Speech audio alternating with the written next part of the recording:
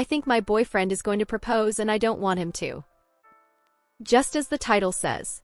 Me, F, and my boyfriend M are in our mid-20s. We've been dating for 4 years and have been talking marriage for a couple of months now, and I've realized that I don't want to marry him. There are a lot of reasons, but many of them can be deemed as small or insignificant, but I can't help thinking of them. Like, our chores aren't split equally and he refuses to take on some more or even accept any corrections to the way he does it. He isn't a planner like I am. His idea of a date is ordering takeout and eating it at home while watching LOTR or Star Wars. I don't like the way he smells and some of his jokes are offensive.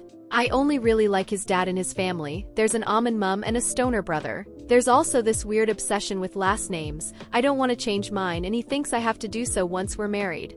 And let's face it, the main reason not to marry him is that I simply don't want to. You're not supposed to feel this way, right? At least, not about a person you've been loving and dating for 4 years. He's been visiting his grandma for the past 2 weeks and he returns in 2 days. Previously, he told me that there's a beautiful heirloom ring in his family, so I have a reason to suspect he comes back and proposes to me with it. Yet just this one thought makes panic. I can't break up with him right now. I've been unemployed for 2 months and I do depend on him financially. We're also going to be long distance soon since he got job in another country. He hopes to marry me and then take me with him in a year. I hope we slowly drift off and break up.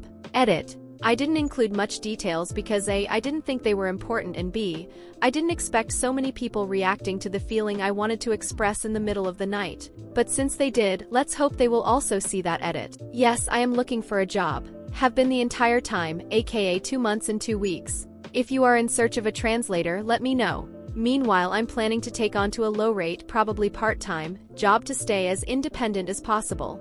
I've been unemployed for 2 months, yet I've been doing almost all the cleaning and cooking the entire time. Even if it's fair for me to take on most chores while I'm unemployed, I don't think that a simple taking his own plate to the sink is supposed to be my job as well. No, I'm not using him for money. I do still love him, enjoy spending time with him and care about him deeply. He doesn't pay all of my expenses. I'm paying half the rent and half everything else out of my savings, but they are running thin. The reasons I listed for not wanting to marry him are just the top of the iceberg.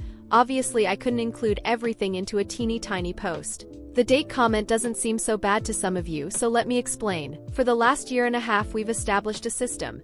Each of us would plan dates in turns at least once a month. While my dates consist of going to the opera, theater, museums, cinema, nice restaurants, cafes and parks, he tends to order some takeout on a random Tuesday and tell me that he'll pay for that one and we'll call it a date. Doesn't seem fair, does it? It's not always like that, but way too often to not notice the pattern. As for our relationship, here goes the story of my life. We liked each other, he seemed nice and his flaws didn't bother me much. It was our very first real relationship and sex, but also my first kiss, therefore I never thought that it would be the last relationship for me. Neither did he. We've discussed it at the very beginning. We thought we only had like a year or so because he had to go to Europe and potentially stay there, and we both agreed that long distance wouldn't suit us. Then 2020 happened and ruined his plans. He insisted for me to move in with him, which I did. It was a 1-bedroom flat owned by his mother. He lived there with his brother. I was supposed to stay for a week and hang out during the quarantine. If any of you don't remember, it was only supposed to be for a week at the very beginning, and ended up staying for solid 2 years. Those 2 years were hell for me. He would yell at me for the smallest things, especially for those that were his fault. He never listened, never cleaned or cooked, "'Cause I'll just spoil everything, you do it much better." His brother did the same thing and smoked pot every single day, which is illegal here, hence our terrible relationship. Every time I brought up any issue he would get defensive, yell and never, obviously, do anything. He never said that he loved me. Or rather, he did it once in a blue moon and immediately informed me that he only said it because I manipulate him into saying it by saying this phrase first. The biggest issue for me was his sense of humor. He loved insulting me and calling it a joke. I would bring it up and he would have called me humorless and said that it's who he is, and if I don't like it I should leave him in his place.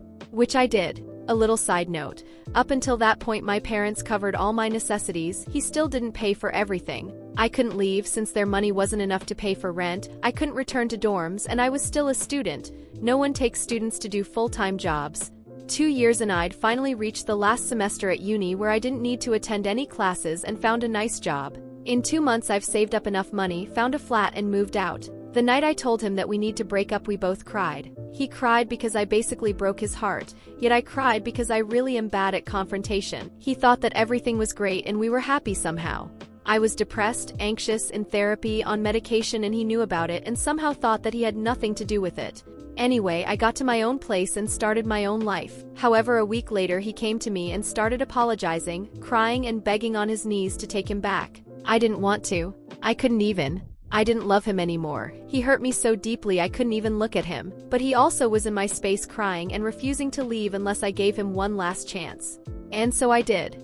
I didn't believe that he'd change so drastically and make me fall in love with him again in a month. I thought that I would just tell him that it's not working after a month and that would be it. However, he did change. We started going out, talking, he complimented me and told me how much he loved me every 5 minutes, and it finally felt sincere. For the first time in those 2.5 years I felt loved, and so I did fall for him again. And now here we are, a year and a half later, happy and content with what we have. He was collecting documents for his visa and work permit when he asked if we are going to get married. Not in the nearest future as far as I know, I said. Why? They will pay me more if I'm married, he responded. We don't really have the budget now and I'd really like to have a wedding, at least for parents and siblings. Fair. Maybe in a year then I'll have more possibilities to bring you there with me then. And that was it. Quite innocent and simple, right? Yet my anxious mind immediately started overthinking the entire thing. What kind of family will we be? Should we really do it? What if I don't like it in that country? I don't even speak their language. What if he changes within this year? What if I forget to text or call him? What happens when we have kids? Will I be able to rely on him, or will he abuse me again and I'll have nowhere to go cause we'll be so far away from our home? I started overthinking our day-to-day life. Every time he washes the dishes and leaves rubbish in his sink and water around it. Every time he forgets to clean up after himself. Every time I returned home at around 9:30 p.m. after work and language classes and saw him playing his video games, and then he asking me to make us both dinner cause he'd been waiting for me and he's dying of hunger already. Every time he blows his nose and leaves snots everywhere and then expects me to clean it. Every time we are severely late because of him, to meetings, parties, and especially trains. Then every time he was cruel to me in those 2 years I lived with him in his place. Every horrible thing he said. And the worst of them came when he was actually begging to forgive him. Remember that time you had a mental breakdown and you said that it felt as if I only kept you near me for food and sex and didn't really care about you? Well, back then I kissed you and said nothing because I thought it was true. Now I know that I actually love you. After all that overthinking and panicking, I finally realized I did not forgive him for those 2 years. I thought I did, but no. And I'm deeply afraid that one day he will return to his old ways and I'll have nowhere to go again. Now to the update, I did not break up with him and he did not propose. He returned on September 1st and spent a week home before heading abroad. At one point I've brought up my thoughts regarding marriage. I said that I have concerns and doubts and I would like to take premarital couples therapy to figure them out. He agreed, although it did surprise him that I would have any doubts, let alone the ones I told him. Yes, I've brought them up before. He seems to never think of those things as something worth his attention. Anyway, we are not breaking up, at least for now. If we survive this year apart while doing therapy, we might as well get married next summer. If we don't, we'll see then.